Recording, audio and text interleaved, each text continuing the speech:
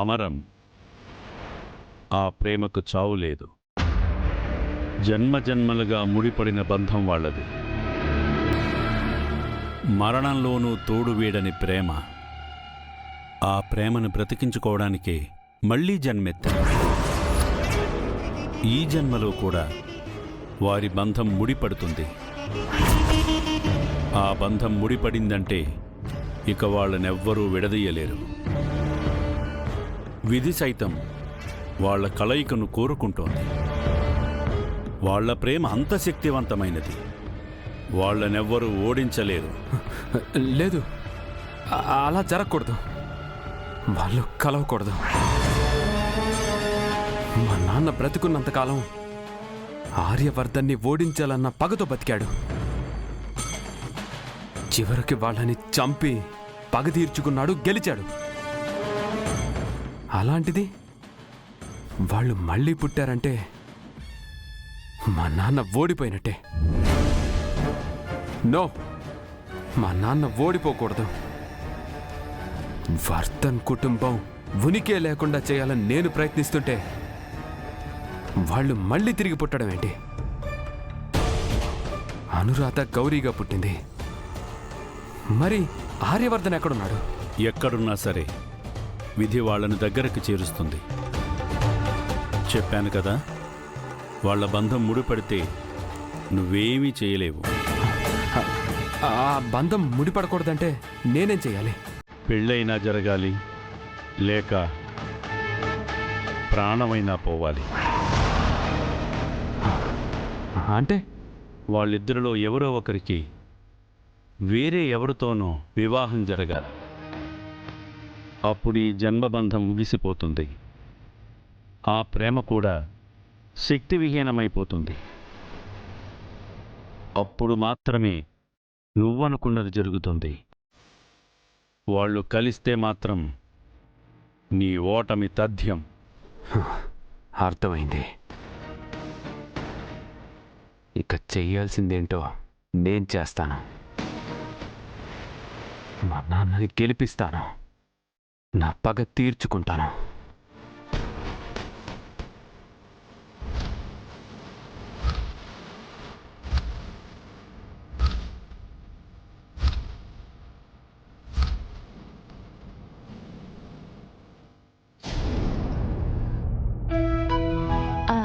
Items అన్ని చాలానే చేశారే, చూస్తుంటేనే నోరూరుతున్నాయి.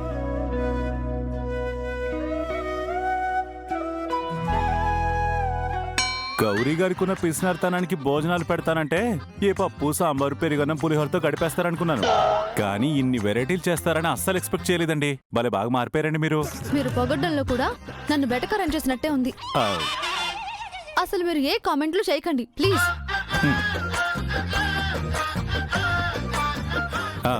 సరేలేండి, మిగిలిన తీసుకురండి. ఆకలిస్తుంది, భోంచేద్దాం. వీళ్ళంతా ఇంత సంతోషంగా కలిసి భోంచేయటం నాకు ఇష్టం లేదు. దీన్ని చెడగొట్టేయాలి. ఐడియా. శంకర్, మీరు వంటలు అవి చేసి అలసిపోయినట్టున్నారు. నేను కూడా మీకు హెల్ప్ చేస్తాను. ఏంటి తిని పెడతావా? వండిన ఐటమ్స్ తీసుకురావడంలో హెల్ప్ చేస్తాను. చెప్పాను కదా శంకర్, నువ్వు అంటే నాకు ప్రత్యేకమైన అభిమానం అని. అవునవును, బాగా కనిపిస్తుంది అభిమానం. వెళ్ళండి. వానర్లో చాలా పెద్ద మార్పు వచ్చినట్టుంది సార్. ఇది పెద్ద మార్పు కాదు, పెను మార్పు. ఈడి మార్పు వెనకాలేదో మతలబు ఉంది బాబాయ్, చెప్తా. చాలండి శంకర్ గారు, మీకు ప్రతి ఒక్కటి అనుమానాలే.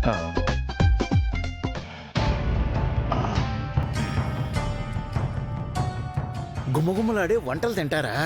ఇప్పుడు తినండి. ఏది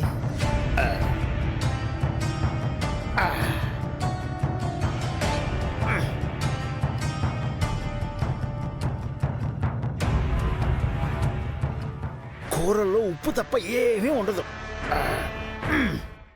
సంధ్య, వెళ్ళి కొబ్బరి చట్నీ తీసుకురా. అలాగే అక్క. పదండి పదండి, ఈలో బన్నీ పాటికెళ్ళి అక్కడ సర్దాం.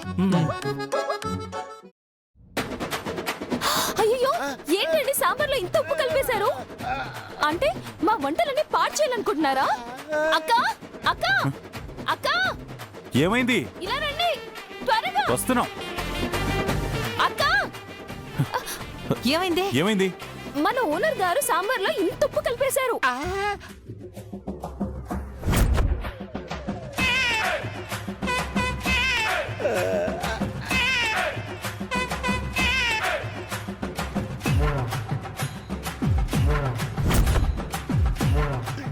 అమ్మో, ఈ రోజు శంకర్ చేతిలో నా చావు కన్ఫామ్. నువ్వు ఎంట్రీ నుండి చేస్తున్న ఓవర్ యాక్షన్ చూసి అప్పుడే నాకు డౌట్ వచ్చింది. ఇదేదో తేడాగా ఉందని. నీ పని చెప్తానుండు. మిగతా ఉప్పు కూడా అందులో కలిపేసి సాంబార్ మొత్తం నీతో తాగించేస్తాను. ఒక్క నిమిషం. గౌరీ పప్పులో ఉప్పేమంది. హడావిళ్ళు నేను వేడి మర్చిపోయాను. ఇప్పుడు ఈయన వేశారు కదా, సరిపోతుంది. పోనీలే, దీన్నే నాకు ఫేవర్గా మలుచుకుందాం. ఆవిడ మర్చిపోయింది కాబట్టి నువ్వు బతికిపోయావు. లేదంటే మరే కూర ఎలా ఉందని కొంచెం టేస్ట్ చేశాను, ఉప్పు లేదని కొంచెం వేశాను.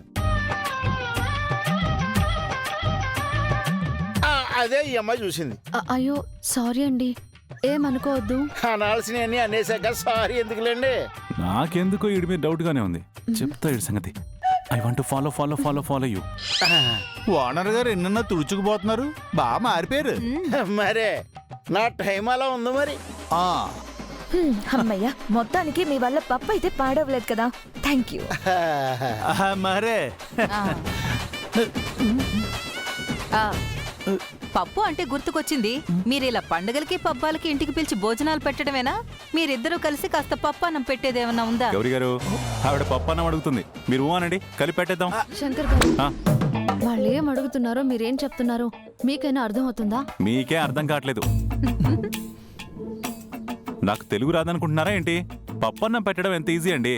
కుక్కర్ తీసుకుని 2 కప్పుల పప్పేసి 4 కప్పులు నీళ్లు పోసి పొయ్యి మీద పెట్టి 3 కూతలు కుయిస్తే పప్పు రెడీ. ఈలో పవన్ వచ్చి ఉప్పేస్తాడు, సెట్ అయిపోద్ది. శంకర్ సార్, పప్పన్నం అంటే మీరు అనుకున్నది కాదండి. ఒక అమ్మాయికి అబ్బాయికి పెళ్లి ఖాయం అయిన తర్వాత ఇరు వర్గాలకి సమ్మతమేనని కలిసి భోజనాలు చేస్తారు. దాన్నే పప్పన్నం అంటారు. ఓహో, మీకు పప్పన్నం పెట్టాలంటే నేను గౌరీ గారు పెళ్లి చేసుకోవాలన్నమాట.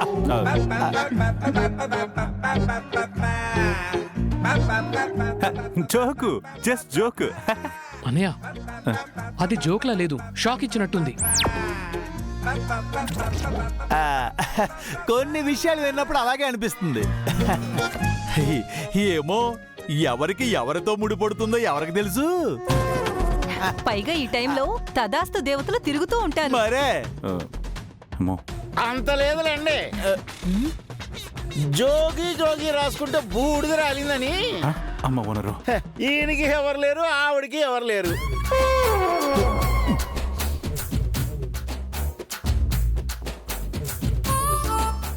వీళ్ళిద్దరూ పెళ్లి చేసుకుంటే మనకేం కలిసి వస్తుంది?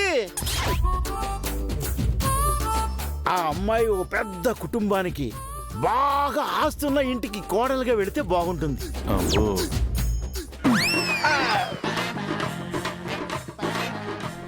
నిజమే, మా అక్కకి లోకల్ సంబంధాలు ఏవి సెట్ అవ్వవంట. ఫారెన్ లో ఉన్న అబ్బాయిని పెళ్లి చేసుకుంటుందని మా జ్యోతిష్యుడు చెప్పాడు.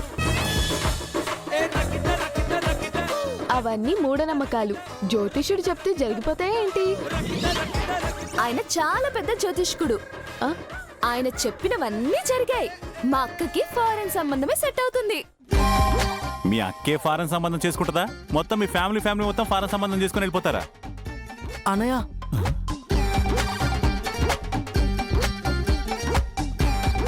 సరేలే, ఇప్పుడు పెళ్లి టాపిక్ వదిలేయండి. ఏది జరగాలని రాసి పెట్టుంటే అదే జరుగుతుంది. పదండి, భోజనాలు వడ్డిస్తాను. మరి పాల సంగతి ఏంటో చెప్పండి. ఎల్లమ్మ తల్లి ఉధో ఉధో ఉధో ఉధో ఎల్లమ్మ తల్లి ఉధో ఉధో ఉధో ఉధో ఎల్లమ్మ తల్లి ఉధో ఉధో. సంతోషం ఈ నట్టింట్లో తాండవిస్తోంది. కొత్త బంధాలు అనుబంధాలు ముడిపడే సమయం ఆసన్నమయ్యింది.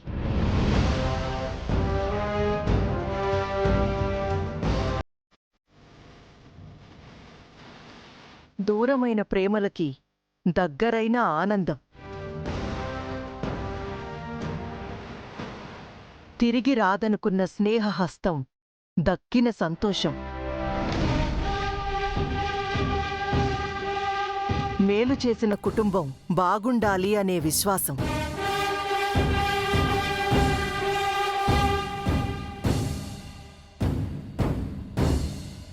అన్నింటికీ మించి జన్మజన్మల రుణం. అన్నీ కలిసి ఈ సంతోషాలని ఇక్కడ చేర్చింది.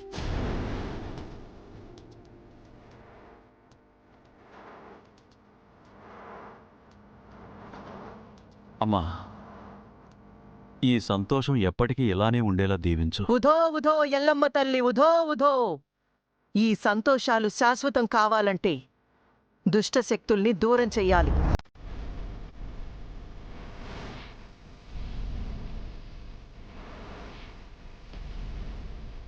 కంటికి కనిపించని శత్రువులతో కూడా మీరు జాగ్రత్తగా ఉండాలి.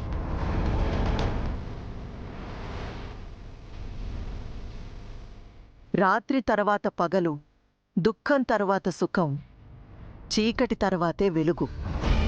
ఇలా అన్ని అడ్డంకులు దాటుకుంటేనే అనుకున్నవి సొంతం అవుతాయి. అమ్మ మీద నమ్మకంతో ఉండండి, అంతా మంచే జరుగుతుంది.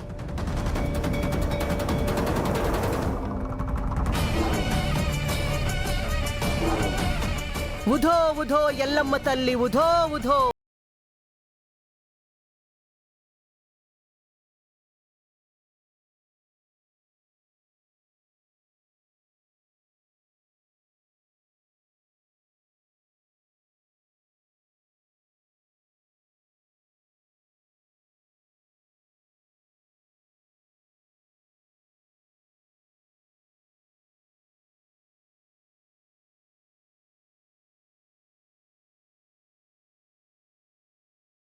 ఉధో.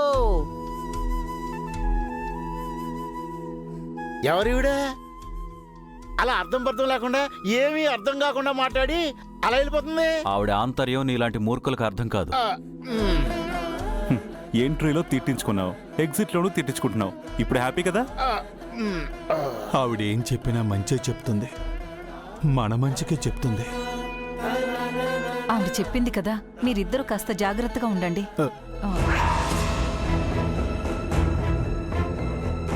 మీరేం ఆలోచించకండి. ఆవిడకి చిప్పు ఫ్లిప్ అయిపోయింది, ఏదో మాట్లాడేస్తుంది అంతే. అలాగే పదండి వెళ్దాం. రండి. నేను కంపెనీ రెస్పాన్సిబిలిటీస్ తీసుకోగానే ఈ యాప్ని ఇంట్రడ్యూస్ చేయడమే నా ఫస్ట్ గోల్. నా ఫస్ట్ ప్రయత్నమే సక్సెస్ అవ్వాలి. అప్పుడే నన్ను నేను ప్రూవ్ చేసుకోగలను. That's why I'm very serious about this. Definitely it will success. All the best Abhay. Thank you. We also support you, Abhay. Thank you, Jessica. It means a lot. Yeah. Joseph? Yeah. Shall we leave? Okay. Abhay, we will make a move. Yeah, for sure, guys. Come on. Yeah.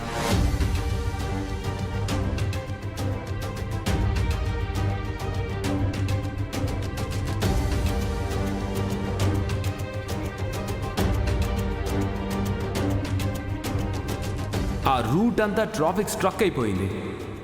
Clear అవ్వడానికి 4 hours పట్టొచ్చంటున్నారు. Rakesh ఇంకా call చేయలేదండి.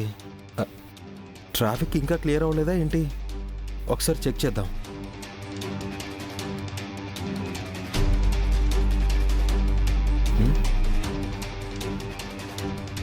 Roads ఫ్రీగానే ఉన్నాయే.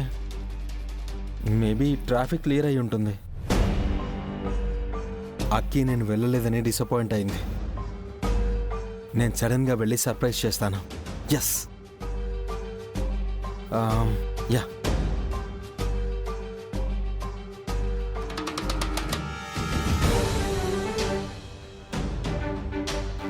Rakesh phone connect అవ్వట్లేదే. ఎక్కడున్నాడు? తను call చేస్తే అక్కడికి రమ్మని చెప్దాంలే.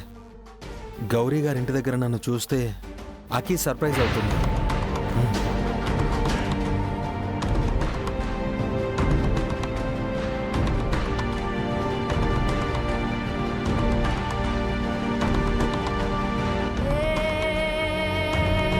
ఈ సంతోషాలు శాశ్వతం కావాలంటే దుష్ట శక్తుల్ని దూరం చెయ్యాలి. కంటికి కనిపించని శత్రువులతో కూడా మీరు జాగ్రత్తగా ఉండాలి.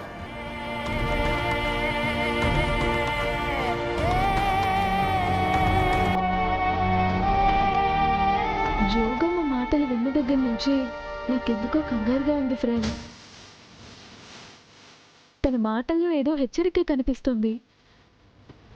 అంటే అమ్మా నాన్నలకి ఏదైనా ప్రమాదం జరగబోతుందా?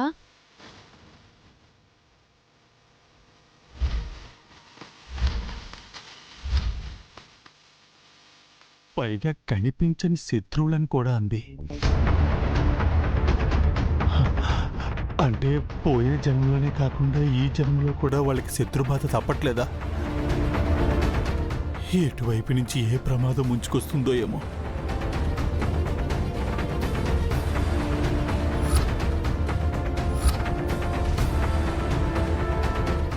మీరు కంగారు పడకండి. జోగమ్మ హెచ్చరించిన విషయం అయితే నిజమే. అది మనం అప్రమత్తంగా ఉండాలనే సూచన. గత జన్మ ప్రేమతో ముడిపడిన బంధం వాళ్ళది. ప్రేమతో పాటు శత్రుత్వం కూడా వెంటాడడంలో ఆశ్చర్యం లేదు. ఇప్పుడు మనం ఏం చేయాలి సార్? అమ్మా నాన్నల్ని ఎలా కాపాడుకోవాలి ఫ్రెండ్? వాళ్ళకి మనం రక్షణ కవచంలో నిలబడాలి. వాళ్ళకి ప్రమాదం పొంచి ఉందనే విషయం కూడా వాళ్ళకి అనుమానం రాకుండా వాళ్ళని జాగ్రత్తగా కాపాడుకోవాలి. ఏం చేయాలో నేను వివరంగా చెప్తాను. అలాగే సార్, మీరు ఎలా చెప్తే అలాగే చేద్దాం. సారు మేడం బాగుండడమే కావాలి. నువ్వేం టెన్షన్ పడకు తల్లి.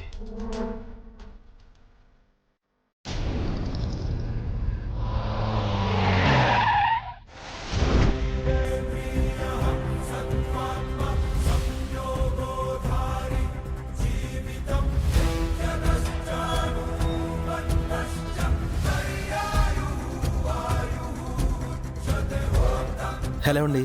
హాయ్, బాగున్నారా? I'm fine, thank you. అక్కి వాళ్ళు ఉన్నారా అండి? వాళ్ళు ఇందాకే భోంచేసి చేసి వెళ్ళిపోయారండి. వెళ్ళిపోయారా? సరేనండి. మీరు కూడా రండి, భోంచేసి వెళ్దురు గాని. పర్లేదండి. యాక్చువల్గా నేను అక్కిని పిక్ చేసుకుందామని వచ్చాను. తను వెళ్ళిపోయింది అన్నారు కదా, నేను వెళ్తానులేండి. బాయ్. బాయ్.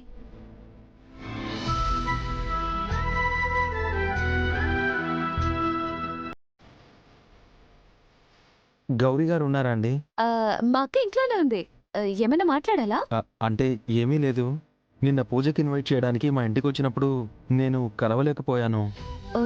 నా కోసం చాలాసేపు వెయిట్ చేశారంట. పైగా వంకాయ కూర కూడా చేశారు. అది టేస్ట్ చేశాక నాకు మా అమ్మ గుర్తొచ్చింది. అందుకే గౌరీ గారిని కలిసి థ్యాంక్స్ అండ్ వెయిట్ చేసినందుకు సారీ చెప్దామని వచ్చానండి. తను ఒకసారి పిలుస్తారా? మీరే లోపలికి రండి. పర్లేదండి. సరేనండి, పిలుస్తాను, ఉండండి.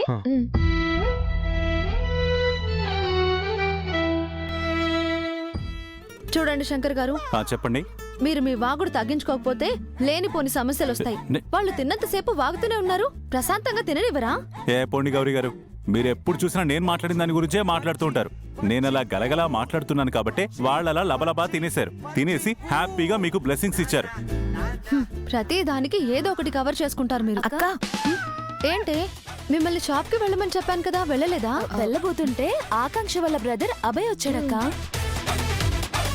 అభయ్ వచ్చాడా? నిన్ను కలవడానికే వచ్చాడంట. మిమ్మల్ని వెయిట్ చేయించినందుకు సారీ చెప్పడానికి వచ్చాడంట. నాకు తెలుసు, ఆ అబ్బాయి మంచోడే. నేను చెప్పాను కదా శంకర్ గారు, రండి వెళ్దాం. నేను రానండి. మన ఇద్దరం కలిసి వెళ్ళి ఇన్వైట్ చేస్తే మిమ్మల్ని కలవడానికి వచ్చాడట, మీకు సారీ చెప్పడానికి. అంటే నాతో ఏం పనిలేదన్నమాట. వెళ్ళండి, మీరు వెళ్ళి మాట్లాడుకోండి. అబ్బా ఏంటండి మీరు మరీ అంత జలస్? ఇది జలస్ కాదండి, సెల్ఫ్ రెస్పెక్ట్.